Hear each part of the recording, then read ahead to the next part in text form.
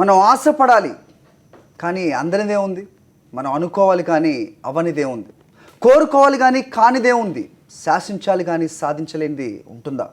ఎంత పెద్ద లక్ష్యానికి అంత పెద్ద విజయం, ఎంత పెద్ద విజయానికి అంత పెద్ద గౌరవం. మనస్ఫూర్తిగా కోరుకుంటే ఏదైనా అయిపోతుంది. మనసా వాచ కాంక్షిస్తే దేన్నైనా సాధించేస్తాం. ఆశ ఆత్మవిశ్వాసానికి పట్టుదల తోడైతే దునియా మొత్తం దున్నేస్తాం. హార్ట్ఫుల్గా ప్రయత్నిస్తే మృత్యువునైనా జయించేస్తాం.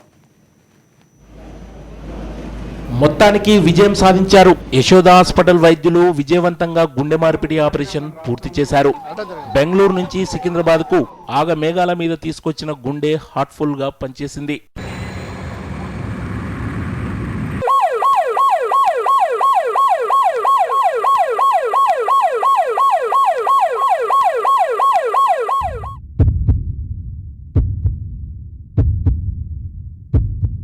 అప్పుడు బెంగళూరు, ఇప్పుడు హైదరాబాద్. భాగ్యనగరం మరోసారి అరుదైన గుండె మార్పిడి ఆపరేషన్ సక్సెస్ కి వేదికైంది. ఖమ్మం జిల్లా కొత్తగూడెంకు చెందిన 46 ఏళ్ల పద్మ కొన్నాళ్లుగా గుండె జబ్బుతో సికింద్రాబాద్ యశోద ఆసుపత్రిలో బాధపడుతోంది. ఆమెకు అమర్చాల్సిన గుండెను బెంగళూరు నుంచి ప్రత్యేక విమానంలో హైదరాబాద్కు తీసుకువచ్చారు. ప్రత్యేక సిబ్బంది పర్యవేక్షణలో బేగంపేట ఎయిర్పోర్టుకు విమానంలో గుండెను తెచ్చారు. అక్కడి నుంచి అంబులెన్స్లో నేరుగా ఆసుపత్రికి గుండెను చేర్చారు. ఈ నేపథ్యంలో ఎలాంటి ట్రాఫిక్ సమస్యలు తలెత్తకుండా ట్రాఫిక్ యంత్రాంగం చర్యలు తీసుకున్నారు. 3 నిమిషాల్లోపే బేగంపేట విమానాశ్రయం నుంచి సికింద్రాబాద్ యశోద ఆసుపత్రికి తరలించారు. డాక్టర్ గోఖలే ఆధ్వర్యంలో 12 మంది వైద్యుల బృందం ఈ గుండె మార్పిడి ఆపరేషన్ను విజయవంతంగా పూర్తి చేశారు.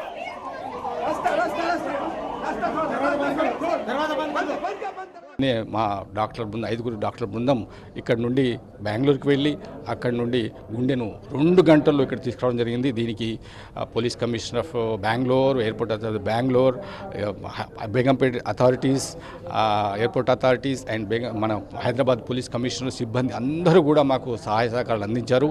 అక్కడ 15 కిలోమీటర్ల దూరాన్ని 10 నిమిషాల్లో తీసుకురావడం జరిగింది. ఇక్కడ కూడా బేగంపేట ఎయిర్పోర్ట్ నుంచి యశోద హాస్పిటల్ సికింద్రాబాద్కి 2 నిమిషాల 40 సెకండ్లో పేషెంట్ గుండె ఇక్కడికి తీసుకురావడం జరిగిందండి. ఇది ఒక పెద్ద గొప్ప విషయం.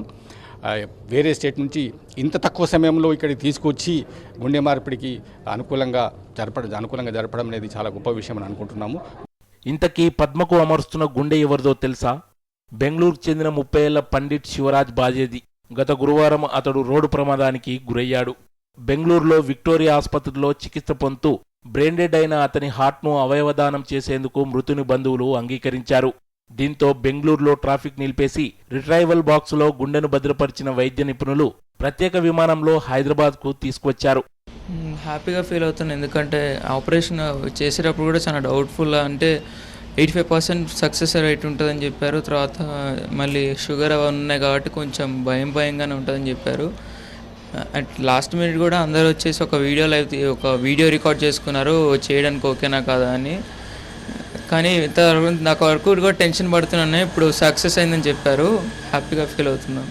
Airport authority of India GM ప్రత్యేక విమానం ఏర్పాటు చేశారు. బెంగళూరు, హైదరాబాద్ పోలీసులు క్షణాల్లో ట్రాఫిక్ క్లియరెన్స్ చేసి సహకరించడంతో విక్టోరియా యశోద హాస్పిటల్ డాక్టర్ల శ్రమ ఫలించింది. 12 మంది యశోద హాస్పిటల్ డాక్టర్ల బృందం 5 గంటల పాటు శ్రమించి ఈ అరుదైన గుండె మార్పిడి ఆపరేషన్ విజయవంతం చేశారు. దీనికి సార్ ఏమన్నారంటే transplant is the only way అని చెప్పారు. అయితే ట్రాన్స్ప్లాంట్ చేయడానికి 4 మంత్స్ హార్ట్ దొరకని టైం పట్టింది. కానీ 4 మంత్స్ తర్వాత వాళ్ళు మార్నింగ్ లైక్ ఏ డ్రీమ్ ఇవాళ హార్ట్ పిలిచారు మమ్మల్ని, హార్ట్ ట్రాన్స్ప్లాంట్ అన్నారు, చేశారు, సక్సెస్ఫుల్ చేశారు. We are so happy. పోలీస్ వాళ్ళు చాలా బాగా హెల్ప్ చేశారు. We are very thankful to them. గుండె జబ్బు ఆపరేషన్కి అయ్యే ఖర్చును చూసి చాలా మంది పేషెంట్లు వెనుకడుగు వేస్తున్నారని చెబుతున్నారు. ఖర్చు విషయంలో అంతా భయపడాల్సిన అవసరం లేదని తమ ఆసుపత్రి కూడా పేషెంట్లకు సహాయం చేస్తుందని తెలిపారు. మొత్తానికి విజయం సాధించారు యశోద హాస్పిటల్ వైద్యులు. విజయవంతంగా గుండె మార్పిడి ఆపరేషన్ పూర్తి చేశారు. బెంగళూరు నుంచి సికింద్రాబాద్కు ఆగ మేఘాల మీద తీసుకొచ్చిన గుండె హార్ట్ఫుల్గా పనిచేస్తోంది. ఇక దేవుడు కొన్నిసార్లు చేసే తప్పిదమో లేకపోతే ఏమరపాటో తెలియదు. సో భూమి మీదకి వచ్చే ముందే మన ఆయుష్ రాసేస్తాడు అంటారు. దేవుడు చేసిన తప్పిదాన్ని వీళ్ళు కరెక్ట్ చేస్తున్నారు. ఇది పెద్ద విషయమైనా నిజానికి మనం ప్రత్యక్షంగా చూస్తూ ఉన్నాం. డాక్టర్ ఆళ్ల గోపాలకృష్ణ గోఖలే గారు మన బ్రేక్ఫాస్ట్ షోలో అతిథిగా వచ్చారు. అలాగే doctor Lingaiah, director medical services, వీళ్ళు ఉన్నారు. వీళ్ళ ఆధ్వర్యంలోనే ఈ ఆపరేషన్ ఇంత సక్సెస్ఫుల్గా జరిగింది. ఒక ఆయుష్ తీరిపోయింది అనుకుంటున్న హార్ట్ ఫెయిల్ అయిన పేషెంట్కి ట్రాన్స్ప్లాంట్ చేసి కొత్త ఆయుష్ని ఇవ్వడం జరిగింది. నమస్తే అండి, వెల్కమ్ టు సాక్షి స్టూడియోస్. నమస్కారం అండి. సో ఇంత గొప్ప ఆపరేషన్, సో చాలా సామాన్యులకి ఇది అసాధ్యమో లేకపోతే అర్థం కాని విధంగానూ ఉంటుంది. అలాంటిది ఈరోజు మీరు ఇంత సక్సెస్ఫుల్గా చేసి ఆవిడకి కొత్త ఆయుష్ని ఇచ్చారు. సో దీంట్లో ఉన్న complications, first of all the thoracic surgery అంటే ఏంటి, కార్డియోథొరాసిక్ సర్జరీ అని చెప్పాలి. కార్డియోథొరాసిక్ సర్జరీ ఏంటండి, ఇప్పుడు కార్డియో అంటే హార్ట్, థొరాసిక్ అంటే ఈ పార్ట్ నుంచి ఇక్కడ దాకా ఉండదని థొరాక్స్ అంటాం అనమాట. సో చెస్ట్లో ఉన్నటువంటి ఆర్గాన్స్ మీద అన్నింటి మీద ఆపరేట్ చేసేవాళ్ళని కార్డియోథొరాసిక్ సర్జన్స్ అంటారు. జనరల్గా హార్ట్, లంగ్స్ అనమాట, ఈ రెండింటి మీద చేస్తాం. అది so cardia earliest operation to పారాకార్డియాజం అంటారు. లేకపోతే కాంప్లికేషన్స్ కానీ, లేకపోతే వాల్స్ ఫెయిల్యూర్ అవడం కానీ, లేకపోతే కంప్లీట్గా హార్ట్ ఫెయిల్యూర్ అవడం కానీ, వీటన్నిటికీ ఈ సర్జరీకి ఉన్న తేడా ఏంటండి? ఇప్పుడు అవన్నీ మామూలుగా ఏంటంటే ఈ హార్ట్ ట్రాన్స్ప్లాంటేషన్ అనేది మిగతా ఏది పని చేయకుండా మందులు కానీ మిగతా regular operation, bypass surgery, valve surgeries, holes కూడా ఇవన్నీ పని చేయవు, ఇది తప్పితే ఈ పేషెంట్ బ్రతికించలేము అనుకున్నప్పుడు చేసే ఆపరేషన్ గుండె మార్పిడి. మొత్తం గుండెని తీసేసి కొత్త గుండెని పెట్టడం, అది గుండె మార్పిడి. ఇప్పుడు మామూలుగా మనం రెగ్యులర్గా చేసే ఏంటంటే ఆ గుండె వాళ్ళకే ఉంచి దాని మీద బైపాస్ చేయటమా, లేకపోతే లోపల ఉన్న వాల్వ్స్ మార్చడమా, లేకపోతే హోల్స్ క్లోజ్ చేయటమా, అంటే వాళ్ళ గుండె వాళ్ళకే ఉంటుంది, దాన్ని రిపేర్ చేయడానికి ట్రై చేస్తాం. అది కుదరని పక్షంలో ఆ చెడిపోయిన దాన్ని తీసి వేరే వాళ్ళ గుండెని తీసుకొచ్చి పెట్టడం అనేది ఇప్పుడు మనం చేసిన ఆపరేషన్ గుండె మార్పిడి. సార్, సో గుండె మార్పిడి అనేది ఎంత సార్ అంటే చేస్తూ ఉన్నారు కాబట్టి అంత ఈజీగా చెప్తున్నా, ఎంత కాంప్లికేషన్ మనం చూస్తూ ఉన్నాం. అంటే కరెక్ట్గా పేషెంట్ దొరకడమే కానీ, లేకపోతే వాళ్ళ అవయవ దానానికి ఒప్పుకోవడమే కానీ. ఒక మీరు మెడికల్ సర్వీసెస్ డైరెక్టర్గా ఉన్నారు యశోదాలో, మీరు ఎలాంటి ఎక్సర్సైజ్ చేశారు ఈ ఆపరేషన్ సక్సెస్ చేయడానికి? ఈ ఆపరేషన్ చేయడానికండి మొదట్లో మాకు తెల్లవారుజాము 3 గంటలకి ఇన్ఫర్మేషన్ వచ్చింది. జీవన్ దాన్ ప్రోగ్రాం ద్వారా డాక్టర్ గారికి, డాక్టర్ గోఖలే గారికి ఫోన్ ద్వారా తెలియజేయబడింది గుండె ఒకటి బెంగళూరులో ఉంది అని. అయితే మా దగ్గర పద్మ అనే పేషెంటు అందరికీ తెలిసిన విధంగానే ఇక్కడ సెప్టెంబర్ నుంచి మా హాస్పిటల్లో రిజిస్టర్ అయి ఉంది, గుండె ఆపరేషన్ కోసం వెయిట్ చేస్తుంది.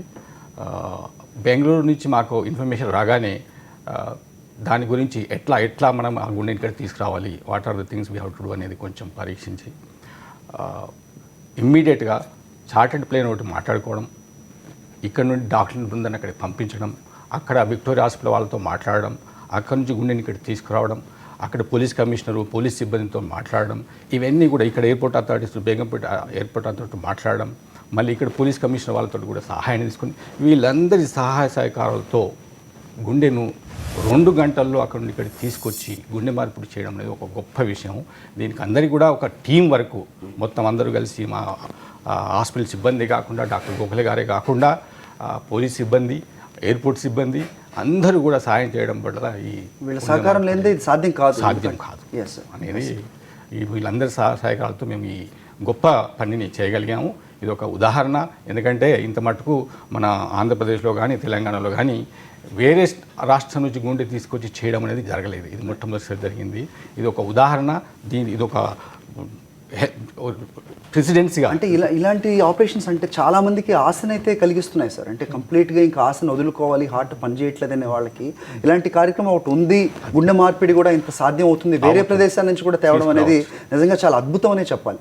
వీటిలో ఈ జీవన్ దాన్ ప్రోగ్రామ్ అని చెప్పారు, అంటే వీళ్ళ రిజిస్ట్రేషన్ చేసుకోవాలా వీళ్ళ దాంట్లో, లేకపోతే ఈ నెట్వర్క్ ఎలా ఉంటుంది సార్? జీవన్ దాన్ ప్రోగ్రామ్ అనేది ఒక గొప్ప విషయం అండి. మన రాష్ట్రంలో జీవన్ దాన్ ప్రోగ్రామ్ స్టార్ట్ చేయడం వల్ల, మొదలుపెట్టడం వల్ల అది ఒక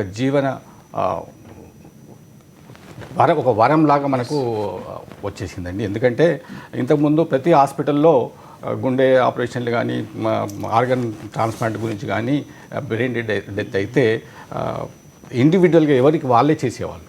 అయితే ఇప్పుడు ప్రభుత్వం తరఫున జీవన్ దాన్ అనే ప్రోగ్రామ్ స్టార్ట్ చేసి ఎక్కడ బ్రెయిన్ డెత్ అయినా సరే జీవన్ దాన్ వాళ్ళకి తెలిపి వాళ్ళతో రిజిస్టర్ చేయించుకొని వాళ్ళ ద్వారా ఆర్గన్స్ ఎవరికి ఇవ్వాలి, ఎక్కడ వెళ్ళి ఒక సిస్టమేటిక్ ప్రయారిటీ వైజ్గా ఉంటుందా సార్? ప్రయారిటీ వైజ్గా ఉంటుంది. అంటే ఫస్ట్ కమ్ ఫస్ట్ రిజిస్ట్రేషన్ చేయించాలి, ప్రయారిటీ వైజ్గా ఉంటుంది. అలాగే ఏదైనా ఎమర్జెన్సీ ఉంటే మాత్రం దానికి ప్రత్యేకంగా దానికి వాల్యూ ఇవ్వడం జరుగుతుంది. డాక్టర్ గారు మీరు చెప్పండి సార్, ఇప్పుడు ట్రాన్స్ప్లాంటేషన్, కంప్లీట్ ట్రాన్స్ప్లాంటేషన్ అంటే ఏ ఆర్గాన్కైనా ఒకవేళ కిడ్నీ తీసుకుంటే కనుక మనం డయాలసిస్ కానీ ఇంకోటి చేసినప్పుడు ఓ పేషెంట్ది ఇంకోటి సూట్ అవ్వదు అనే కాంప్లికేషన్ ఎప్పుడూ ఉంటుంది. ఆ ప్రాబ్లం చాలా పెద్దదని చెప్పాలి చేసే ముందే. హార్ట్ విషయానికి వచ్చేటప్పటికి ఎలా ఉంటుంది? హార్ట్ విషయానికి కూడా అంతేనండి. ఎందుకంటే ఇప్పుడు వేరే వాళ్ళ ఆర్గాన్ తీసుకొచ్చి మనం ఇక్కడ పెట్టినప్పుడు బాడీ ఫస్ట్ దాని ఏంటంటే ఇప్పుడు మనకి జలుబు జ్వరం వచ్చినప్పుడు ఎలా బ్యాక్టీరియా వైరస్ని చంపేస్తుందో ఇది నా బాడీలో పార్ట్ కాదు అని ఫస్ట్ రికగ్నైజ్ చేసి దీన్ని చంపేయడానికి ట్రై చేస్తుంది. ఫారెన్ బాడీ ఫారెన్ బాడీ తెలిసిపోతుంది ఇమీడియట్గా. మరి అటువంటిప్పుడు హార్ట్ ఫెయిల్ అయిందంటే పేషెంట్కి ఉన్న హార్ట్ తీసాము, ఇప్పుడు ఈ హార్ట్ ఫెయిల్ అయిందంటే కిడ్నీకి అయితే డయాలసిస్ ఉంటుంది, హార్ట్కి అలాంటి సిచ్యువేషన్ చాలా కష్టం మెయింటైన్ చేయడం. అందుకని ఫస్ట్ మేము ఏం చేస్తామంటే వీళ్ళ బ్లడ్ గ్రూప్ మ్యాచ్ అయిందా లేదా చూడాలి. ఇప్పుడు బ్లడ్ ట్రాన్స్ఫ్యూజన్ ఇస్తున్నట్టే ఇప్పుడు మనకి అక్కడ డోనార్ను అక్కడ రెసిపెంట్ వెంటనే మార్చేటకి లేదు, వాళ్ళ బ్లడ్ గ్రూప్ వీళ్ళ బ్లడ్ గ్రూప్ మ్యాచ్ అవ్వాలి. తర్వాత అప్రాక్సిమేట్ బాడీ సైజ్ మ్యాచ్ అవ్వాలి. అంటే ఏమవుతుందంటే అవతల పిల్లలు ఉన్నారనుకోండి 20 కిలోలు ఉంటే మనం 80 కిలోలు పెట్టలేము, హార్ట్ తట్టుకోలేదు. అలాగే అవతల 80 కిలోలు ఉంటే వాళ్ళ హార్ట్ పెద్దగా ఉన్నది, ఇక్కడ 10 కిలోలు లేదా 15 కిలోలు పిల్లల్లో పెట్టలేము. అందుకని జనరల్లీ అబౌట్ 30% సైజు వరకు కూడా మనం డిఫరెన్స్ని యాక్సెప్ట్ చేయొచ్చు. ఈ రెండు ఫస్ట్ మ్యాచ్ అవ్వాలండి. ఆ తర్వాత ఇచ్చేవాళ్ళు ఇన్ఫెక్షన్స్ ఉన్నాయా, ఫర్ ఎగ్జాంపుల్ హెచ్ఐవి ఉండొచ్చు, లేదా వాళ్ళకి లంగ్లో ఇన్ఫెక్షన్ ఉండొచ్చు, చాలా రోజులు వెంటిలేటర్ మీద ఉంటారు ఒక్కసారి, ఇన్ఫెక్షన్స్ ఉన్నాయా లేవా చూసుకోవాలి. ఎందుకంటే వాళ్ళ నుంచి వీళ్ళకి ట్రాన్స్మిట్ అయ్యే అవకాశం ఉంది, ఇప్పుడు మోట కంటే డేంజర్ అవుతుంది, అలా చెక్ చేసుకోవాలి. అలాగే ఇప్పుడు మనం ఎవళ్ళైతే ట్రాన్స్ప్లాంట్ చేయించుకుంటాకు వచ్చారో వాళ్ళకి మనం సర్జరీ చేస్తే నెక్స్ట్ 5 years 10 years బాగుండే అవకాశం ఉందా లేదా చూడాలి. ఫర్ ఎగ్జాంపుల్ హార్ట్ ఫెయిల్యూర్ ఒక్కోసారి పెరాలసిస్ వస్తుంది, అలాంటి వాళ్ళకి మనం బెడ్ మించి లేనటువంటి వాళ్ళకి మనకి ఇచ్చే ఉపయోగం లేదు. అలాగే ఏంటంటే ఇప్పుడు సమ్మన్ 80 years 90 years అనుకోండి, వాళ్ళు ఎఫర్డబిలిటీ ఉన్నా మనం చేసిన ఉపయోగం లేదు, కాంప్లికేషన్స్ వస్తాయి. ఎవరైతే వాళ్ళకి వాళ్ళ ఫ్యామిలీకి సొసైటీకి హెల్ప్ఫుల్గా ఉంటారో కొన్ని సంవత్సరాలు బతకడానికి అవకాశం ఉందా లేదా. ఇప్పుడు క్యాన్సర్ ఉన్న పేషెంట్ ఉన్నారు, ఒక్కోసారి మా ఫోన్లో వస్తాయి లంగ్ క్యాన్సర్ ఉందండి ట్రాన్స్ప్లాంట్ చేస్తారు, అలా కుదరదు, వీళ్ళు ఎక్కువ కాలం సరే అవకాశం, ఇవన్నీ కూడా మనం చూసుకోవాలండి. అందుకని ట్రాన్స్ప్లాంట్ చేసే ముందర రెసిపియంట్ని ముందర మేము అసెస్ చేస్తాం, వీళ్ళ ఏజ్ సరిపోయిందా, బ్లడ్ గ్రూప్ ఏంటి, తర్వాత బాడీలో ఇన్ఫెక్షన్స్ ఉన్నాయా, ఈ పారామీటర్స్ అన్ని చూసుకుని అప్పుడు జీవన్ దాంతో రిజిస్టర్ చేస్తాం. చేసిన తర్వాత ఒక్కసారి మనకు అక్కడి నుంచి ఇన్ఫర్మేషన్ రాగానే అక్కడ పేషెంట్ ఇన్ఫర్మేషన్ కూడా మనకు తెలియాలి వెళ్ళే ముందర. ఇదంతా మ్యాచ్ అవుతున్న తర్వాత అప్పుడు ఈ ఎక్సర్సైజ్ స్టార్ట్ అవుతుంది. ఓకే, ఇప్పుడు ఇంకో క్వశ్చన్ అంటే ఇప్పుడు స్త్రీలు పురుషులు అనుకుంటాను. అవును. సో దీంట్లో ఇప్పుడు అంటే మామూలుగా జనరల్ టెర్మినాలజీ మాట్లాడినా గుండె ధైర్యం ఎక్కువ మగాడికి అంట. అదే సో ఇక్కడ స్త్రీకి మార్చేటప్పుడు అంటే అలాంటిది నిజంగా గుండెకి సంబంధించి అలా ఏమైనా ఉంటుందా సార్, అంటే స్త్రీది పురుషులకి మ్యాచ్ అవడం కానీ? అంటే ప్రస్తుతానికి అలా లేదండి, కొన్ని డిఫరెన్సెస్ ఉంటాయండి సార్. ఇప్పుడు లేడీస్ జెంట్స్ హార్ట్లో ఇప్పుడు జనరల్గా men heart is little bigger దాని ఎందుకంటే బాడీ సైజ్ కూడా తేడా ఉంటుంది కదా, అలా ఉంటుంది. తర్వాత కొంచెం రిజెక్షన్ రేట్స్లో తేడా ఉంటుంది. ఏంటి, male to male female to female ఇస్తే రిజెక్షన్ రేట్స్ తక్కువ, కొంచెం వేరే సెక్స్ నుంచి ఇస్తే కొంచెం ఎక్కువ ఉంటాయి.